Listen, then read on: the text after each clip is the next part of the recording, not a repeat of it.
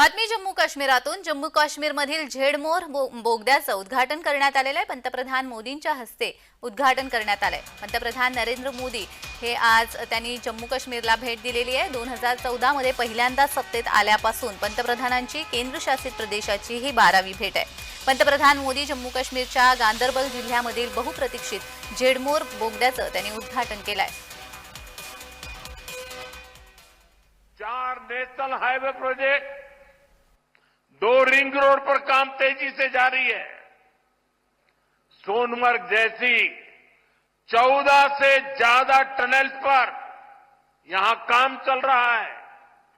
ये सारे प्रोजेक्ट जम्मू कश्मीर को देश के सबसे कनेक्टेड सूबे में से एक बनाने वाले हैं।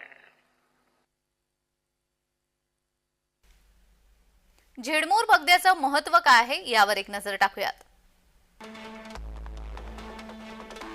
हा बोगदा 6.4 किलोमीटर लांब आहे। बोगदा काश्मीर आणि लडाखला जोडतो। झेडमोर हे नाव झेड आकाराच्या रस्त्याच्या पट्ट्यावरून देण्यात आलेलं आहे।